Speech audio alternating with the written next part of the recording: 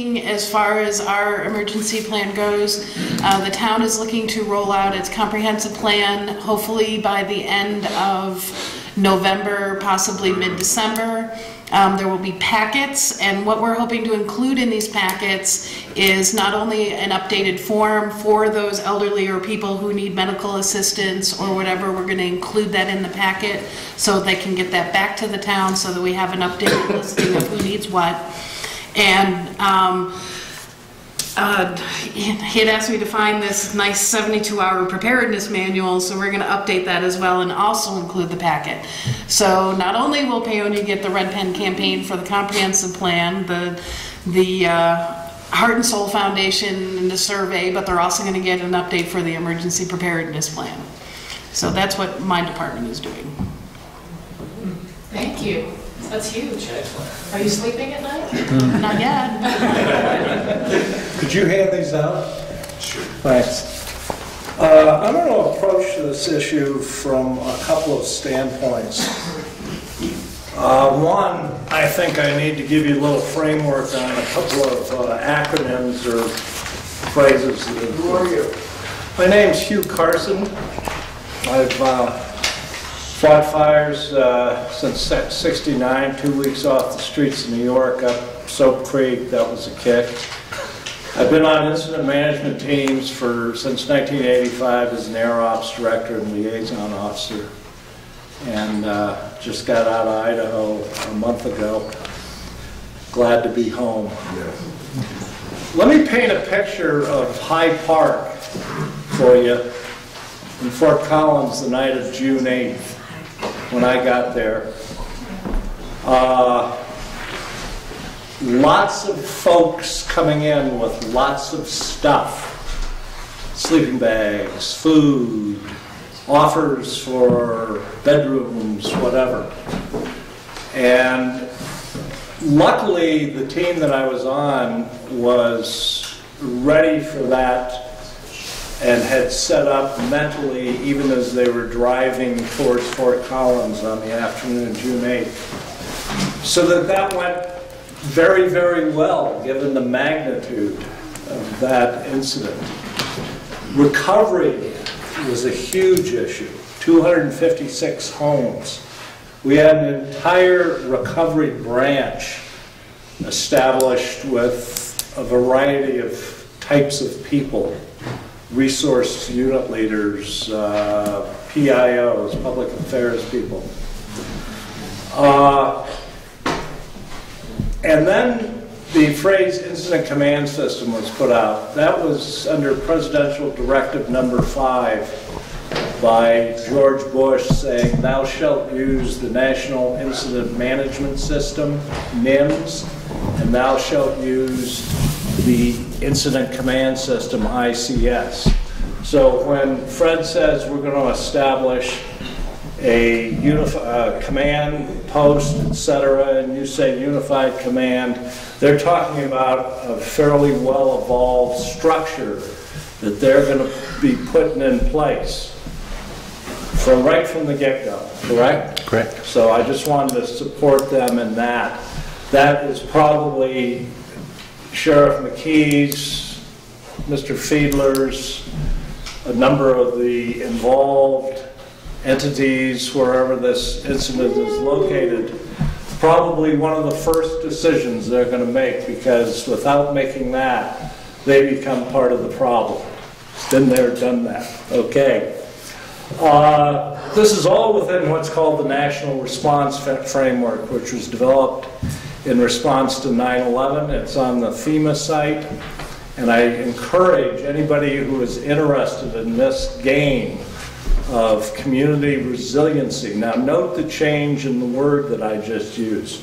Community response, the key is a resilient community. And I was just chatting with Rob before this. We are luckier than hell to be in western Colorado, where by definition you have to be pretty darn independent and able to take care of yourself, right? Mm-hmm. Imagine the problem in Tampa, Florida, like night and day. Okay, what I just handed out is Do you have any more copies? No, I don't, and I apologize for that.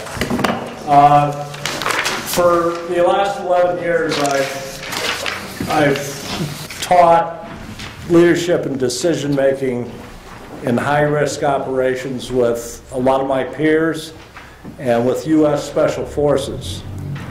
And that POSSESSI acronym up there, if you take a look at that, that can describe anything. Paonia has a POSSESSI. Afghanistan has a POSSESSI. The Hyde Park fire has all sorts of political, social, economic, security, implications. Now, our task as emergency responders and as communities, I want you to envision a very heavy pendulum. I mean, 2 tons. Let's make it heavy. 2 tons. We good with 2 tons? Yeah. Good.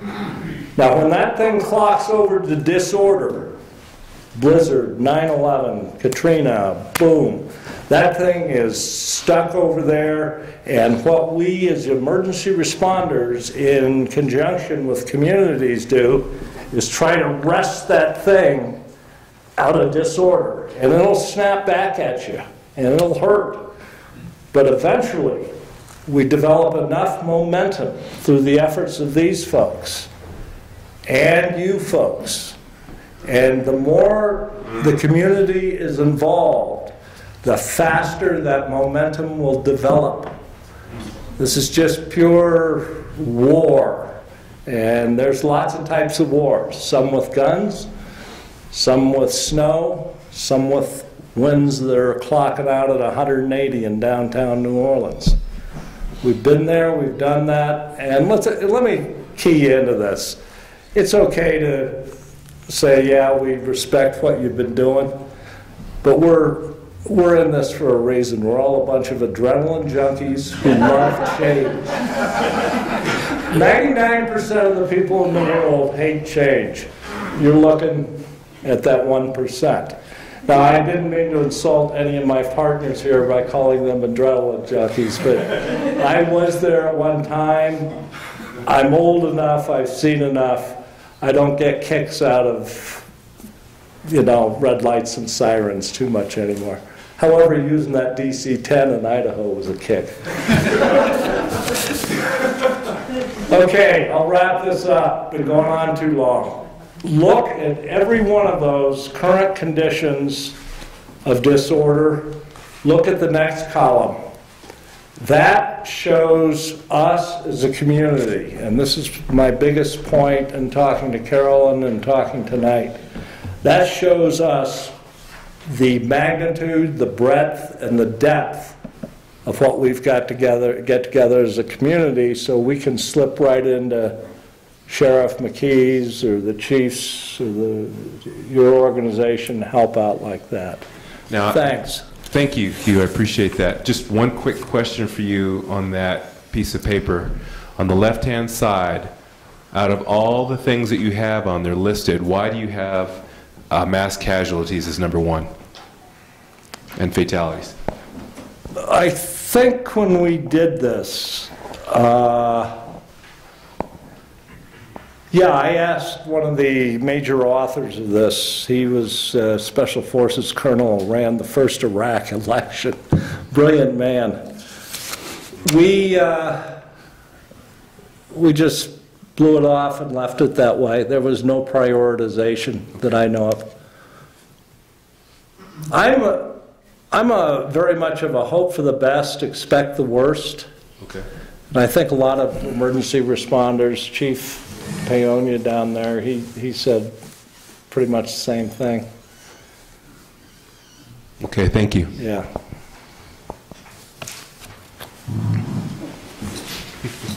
I don't talk down to anybody. All right, Rob. Good, and from now on, we're going to hand you guys this mic, because the video guys having trouble catching the audio. So Wants to pass that out? You're probably not going to need a mic with me. Last thing my wife said, don't yell at these people tonight, so I'm going to yell at you. But we need to get you Just to get it on the video. Okay. My name is Rob Fiedler. I'm the emergency manager for the county.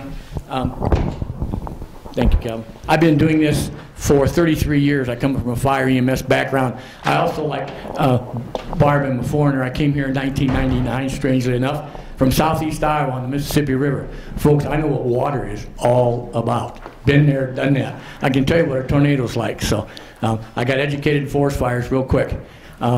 And since there are 6 of us and we were given 10 minutes each and they only took about 5 minutes, I got till 8 o'clock and I could go all night. But I won't. So you can bump me or whatever. But as Scott alluded to, we do have plans. I do have an updated 2011 plan. I didn't bring all 252 pages of it. I didn't think you really wanted to go through that. But the sheriff alluded to, we have plans.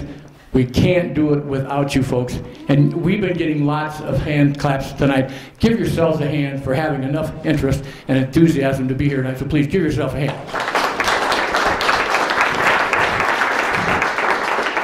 I wish I had another 10,000 just like you. I'm eager to be here tonight. I'm eager to hear your input.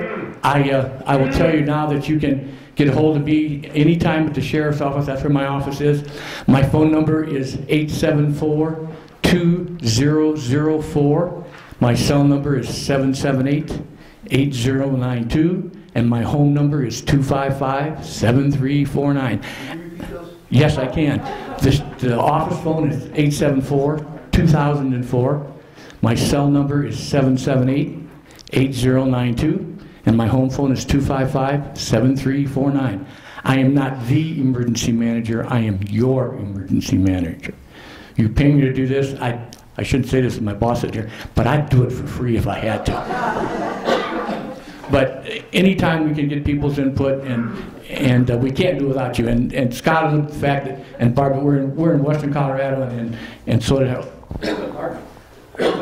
you are very independent. My dear father would say you're just stubborn as a mule. But by the same token, he always said, don't be fooled by appearances, because yellow snow doesn't taste like lemonade.